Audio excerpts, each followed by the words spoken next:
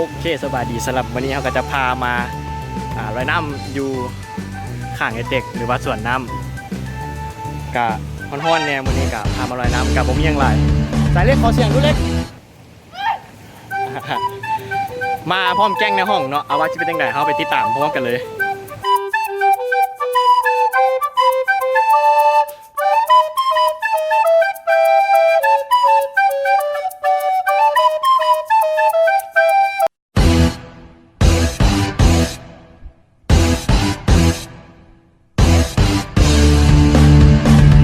เสียงอเล็กซี่ สัญญาร อบุรวย รอไปเลย ปะเป้าเด้อปะเป้าท้องปุ้งนี่เห็นปะ อเล่ ได้ยังล่ะ ได้ยัง ได้อย่างวะ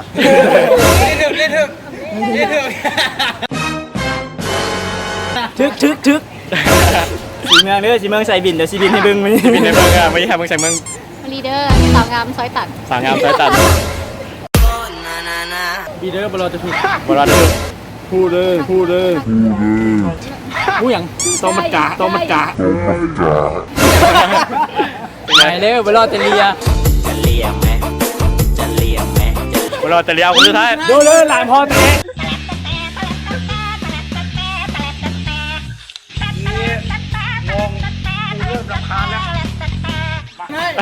อย่าลืมมือสุดท้าย จังไหนครับ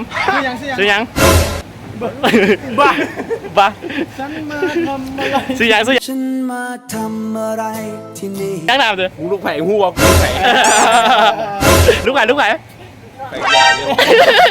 ควาย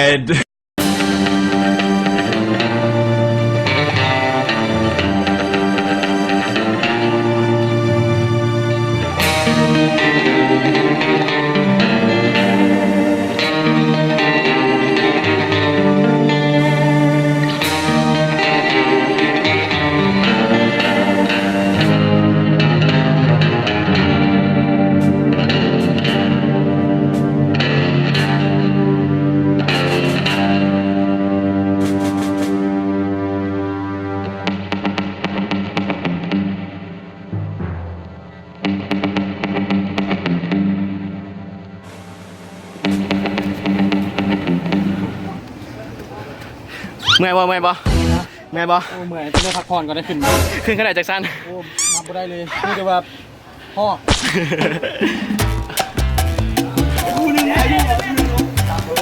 บีไงหน้าดู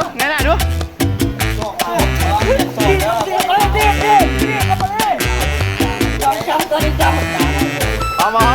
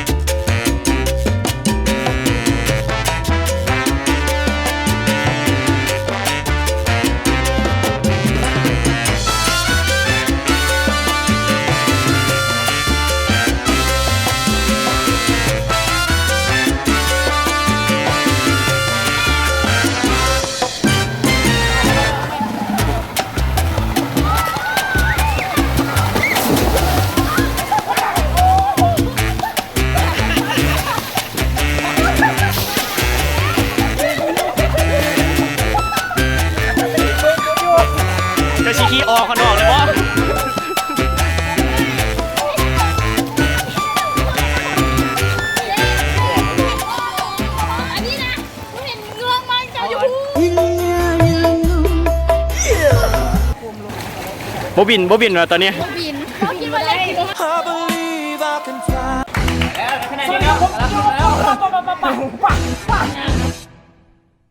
พิ่มกับผมเส้นเคย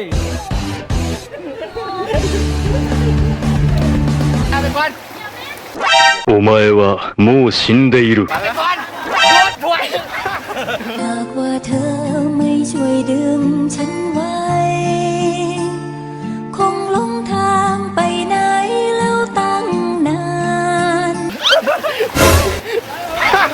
ไปวะมา เดินจงนี้ได้ดิเธอไปก่อนไปยังมาแม่มาเดินไปก่อนนี่ตามกัน เออไปมันบ่ไปเลยมันบ่ไปมาได้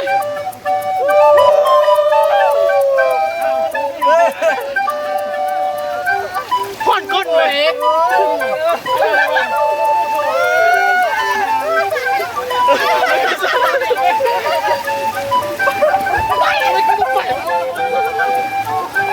มันก็บ่ไปวะ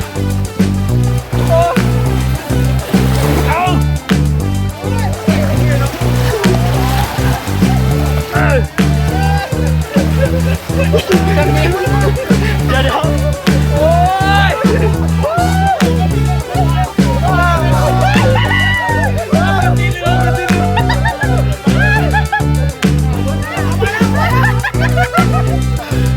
แล้วจอด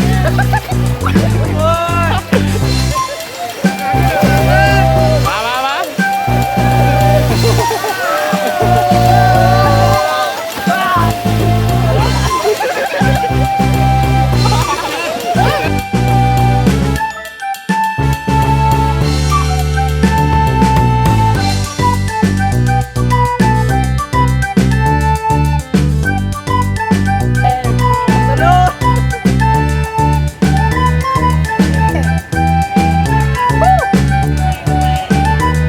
เนี่ยอะไรไม่ชอบ พร้อมเนาะ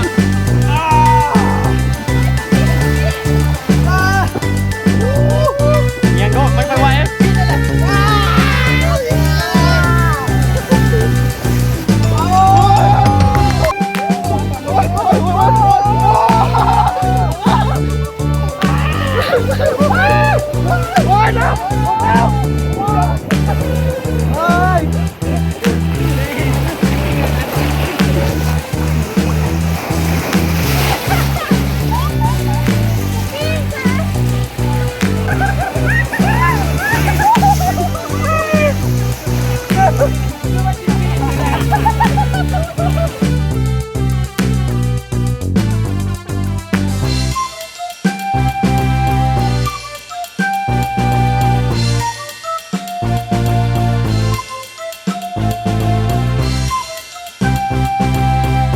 นี่เนาะเขาจะแข่งกันเนาะถ้าไปชนะจะได้อย่างชนะได้อย่าง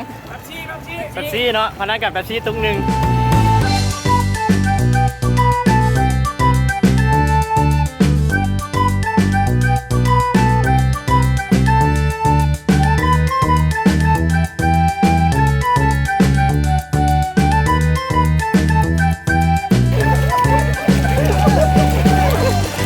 มึงหน้าดูเป็นยังไง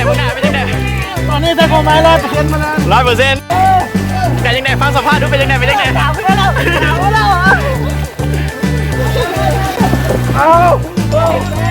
เอาฟังเสียงเป็นยังไง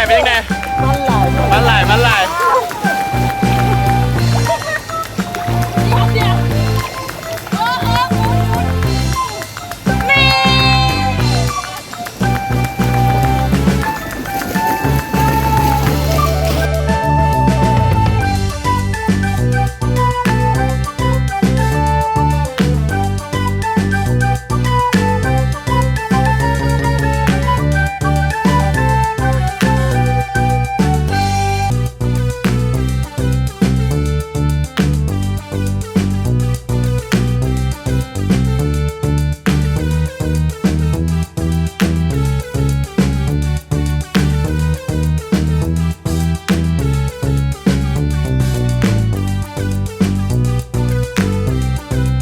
ชนะเมื่อกี้เสมอ